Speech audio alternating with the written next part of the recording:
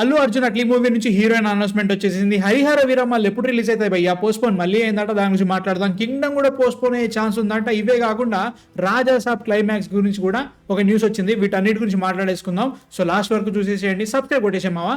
So without any delay let's start with this.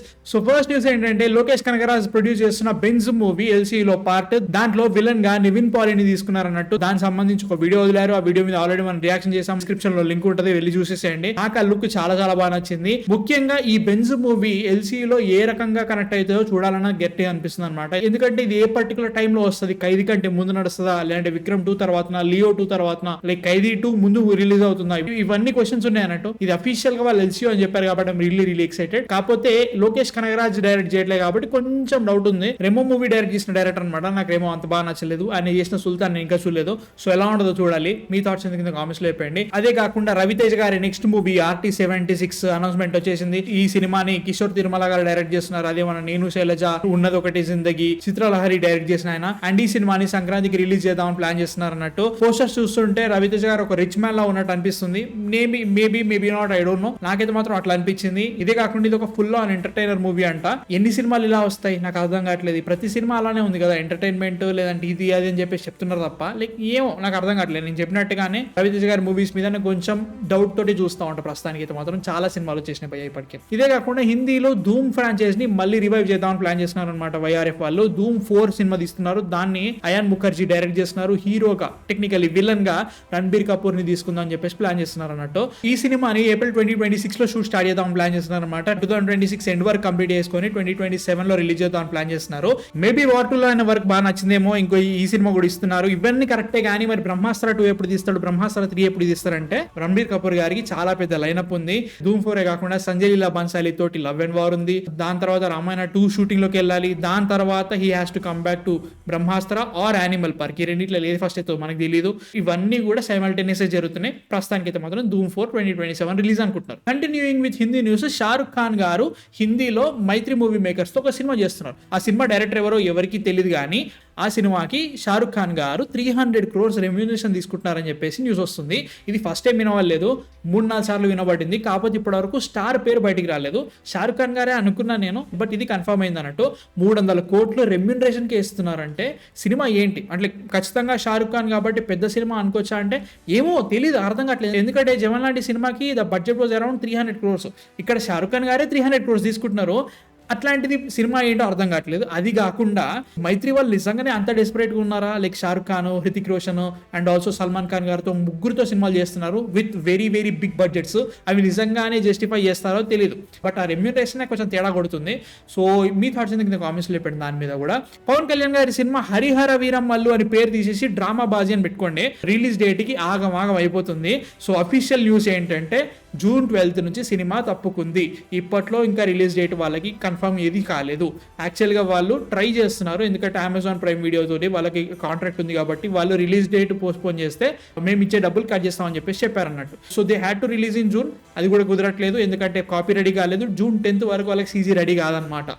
So అది అయిపోయిన తర్వాత వీళ్ళు ట్రైలర్ కట్ చేసి సినిమా కట్ చేసి రిలీజ్ చేసేసరికి ఇబ్బంది అవుతుంది. పోనీ June 12th నాడు కాకుండా June 20th 27th రావచ్చు కదా అంటే కుబేరా పోస్ట్పోన్ కావడానికి రెడీగా లేదు.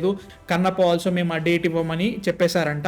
సరే పోనీ జూలైలో చేసుకుందా అంటే మాత్రం July 4th కింగ్డమ్ ఉంది, July 11th ఘాటి ఉంది. ఇవి కాకుండా ఇంకా పోస్ట్పోన్ చేస్తే అమెజాన్ ప్రైమ్ వాళ్ళు ఏమంటారో ఇంకా తెలియదంట. సో ప్రస్తుతానికి అయితే మాత్రం హరిహర వీరమల్లు మళ్ళీ ఒక రిలీజ్ డేట్ లింబోలో ఉంది. ఇప్పటివరకు అఫీషియల్గా అన్అఫీషియల్గా ఏ రిలీజ్ డేట్ కన్ఫర్మ్ కాలేదు. కన్ఫర్మ్ అయిన వెంటనే మనం మాట్లాడేసుకుందాం తర్వాత. ఈ సినిమా గురించి జరిగిన డ్రామాలో 10% సినిమాలో ఉన్న సినిమా వేరే లెవెల్ బ్లాక్ బస్టర్ అవుతుంది. దీనివల్ల ఓజీకి అయితే ఎలాంటి డిస్టర్బెన్స్ కాకుండా చాలు, అంతకంటే ఇంకేముంది నాకు. మళ్ళీ coming back to Hindi, Aamir Khan garu Lokesh Kanagaraj తో మూవీ చేస్తున్నారు. దట్ ఈస్ కూలీలో క్యామియో చేస్తున్నారు అనమాట. ఇదే కాకుండా ఆమిర్ ఖాన్ గారు లోకేష్ కనగరాజ్ గారి డ్రీమ్ ప్రాజెక్ట్ అయిన ఇరుంబకై మాయావిలో హీరోగా చేస్తున్నారు అన్నమాట. 2023లోనే ఈ స్టోరీని ఆమిర్ ఖాన్ గారికి చెప్పారంట, ఆయనకు నచ్చిందంట. They will do it. ఈ సినిమా ఖైదీ 2 తర్వాత షూట్ చేద్దామని ప్లాన్ చేస్తున్నారు అన్నట్టు. ఖైదీ 2 ఈ ఇయర్ షూటింగ్ స్టార్ట్ అవుతుందంట, నెక్స్ట్ ఇయర్ రిలీజ్ అవుతుంది. 2026లో ఈ సినిమా షూట్ స్టార్ట్ అయ్యే ఛాన్స్ ఉందంటున్నారు. Maybe ending or something like that. 2027లో రిలీజ్ చేద్దామని ప్లాన్ చేస్తున్నారు.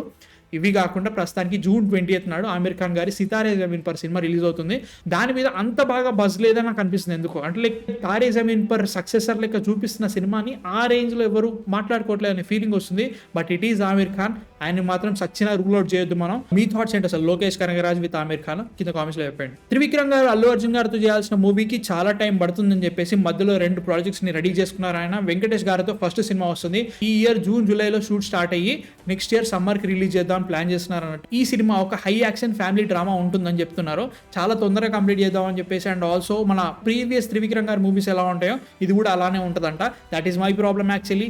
బట్ ఇక్కడ వెంకటేష్ గారు కాబట్టి ఫ్యామిలీ ఆడియన్స్ వాటన్నిటిని బాగా క్యాటర్ చేసే సినిమా తీస్తారని నాకు అనిపిస్తుంది. సో చూడాలి ఎట్లుంటుందో.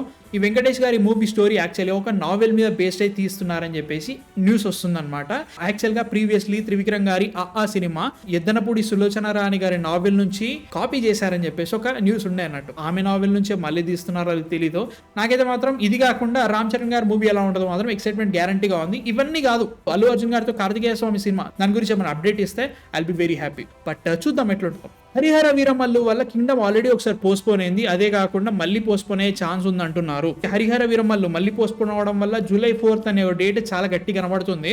దానివల్ల కింగ్డమ్ మళ్ళీ పోస్ట్పోన్ అవుతుందా అంటే మాత్రం నాగవంశి గారు ఈసారి మేము పోస్ట్పోన్ అయ్యే ఛాన్స్ లేదు అంటున్నారు. బట్ ఇంకో ప్రాబ్లం ఏమొచ్చిందంటే అనిరుద్ధ్ ఇంకా మ్యూజిక్ కంప్లీట్ చేయలేదంట. ఆయన మంచి కాన్సర్ట్లు చేసుకుంటున్నాడు, మ్యూజిక్ కంప్లీట్ అయిందో లేదో తెలియదు కానీ ఈ మ్యూజిక్ డిలే వల్ల కింగ్డమ్ మళ్ళీ పోస్ట్పోన్ అయ్యే ఛాన్స్ ఉందంట. అది ఇంతవరకు నిజమో కాదో ముందు వచ్చే రోజుల్లో తెలుస్తుంది. బట్ నేను మాత్రం చాలా డిసప్పాయింటెడ్ గా ఉన్నా, ఎందుకంటే Kingdom is one of my most anticipated movies of the year. అది పోస్ట్పోన్ అవడం నాకు నచ్చట్లేదు. చూడాలని గట్టిగా ఎక్సైట్మెంట్ తో ఉన్నా, పోస్ట్పోన్ అవడం వల్ల ఖచ్చితంగా ఎక్సైట్మెంట్ తగ్గిపోతూ ఉంటుంది.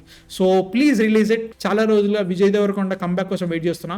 సో ప్లీజ్ July 4th కి ఎట్టి పరిస్థితుల్లో రండి. సాంగ్స్ వస్తాయంట 2-3 సాంగ్స్ ఫ్యూచర్ లో. సో ట్రైలర్ ప్లాన్ చేస్తే కుమ్మేద్దాం. సో ద రాజా సాబ్ పెద్ద డ్రామా ఏంటి? విజువల్ ఎఫెక్ట్స్ చాలా పెద్ద ప్రాబ్లమ్ ఉన్నాయి కాబట్టి they are reworking on that అని న్యూస్ వచ్చింది. దాని బేస్డ్ గా Raja Saab climax last 30 to 35 minutes total CG మీదనే బాగా డిపెండ్ అయి ఉంటదంట. దాని మీద చాలా వర్క్ చేస్తున్నారు. అది కనుక బాగా వస్తే హాలీవుడ్ రేంజ్ లో ఉండే విజువల్స్ కనబడతాయంట మనకి సినిమాలో.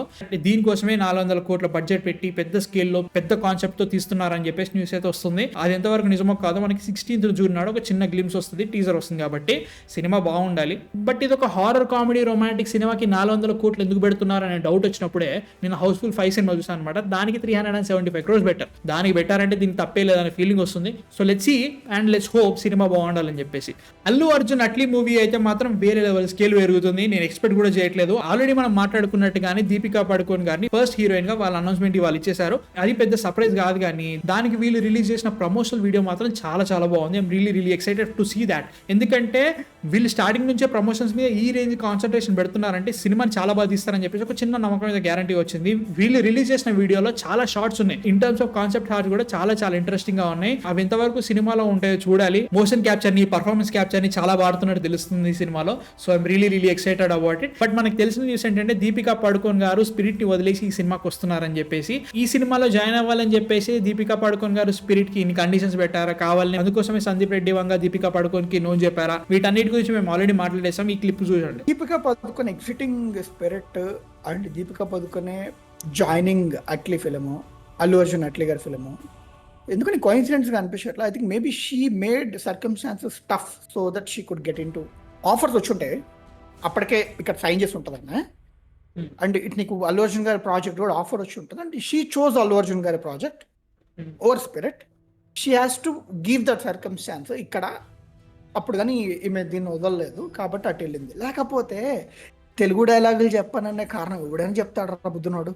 అల్లు అర్జున్ అట్లీ మూవీలో ఇంకో 2 హీరోయిన్స్ ఉన్నారన్నారు. That is Janhvi Kapoor and also మన మృణాల్ ఠాకూర్. ఇవే కాకుండా ఇంకో 2 హీరోయిన్స్ అన్నారు. లైక్ భాగ్యశ్రీ బోర్సే ఇంకొక 5th హీరోయిన్ వెతుకుతున్నారన్నారు. ఇవి ఇంకా కన్ఫర్మ్ కాలేదు కానీ 3 హీరోయిన్స్ అయితే పక్క. ఏదైనా కానీ I'm really excited for this movie because Atlee ఇప్పటివరకు చేని జానరలైజ్ చేస్తున్నట్టు అనిపిస్తుంది. అట్లా అని చెప్పేసి నాకు భయం కూడా అవుతుంది. సో చూడాలి ఎట్లుంటుందో. I'm really excited. మీ థాట్స్ ఎందుకు కింద కామెంట్స్లో చెప్పండి. So these are the updates I wanted to talk about. ఇవే కాకుండా ఇంకా డీటెయిల్గా రేపు లైవ్లో మాట్లాడేసుకుందాం. చాలా మంచి టాపిక్స్ వస్తాయి రేపు. I'm really excited for the movies and చూడాలి అండ్ హోప్ ఈ సినిమాలన్నీ బాగుండాలి. ముందైతే రావాల్సిన సినిమాలు కరెక్ట్ టైంకి వస్తే I'm happy about it. So ఈ వీడియో చూసిన తర్వాత మీకే అనిపిస్తుంది కింద కామెంట్స్ చెప్పండి. And please give me the feedback. నేను కంపల్సరీగా ఏమైనా చేంజెస్ ఉంటే చేంజ్ చేసుకుంటాను. అండ్ ప్లీజ్ నచ్చితే మాత్రం సబ్స్క్రైబ్ కొట్టేసాం మామ, లైక్ అండ్ షేర్ చేసేసి నెక్స్ట్ వీడియోతో మళ్ళీ కలుస్తాను. Man of fiction signing out.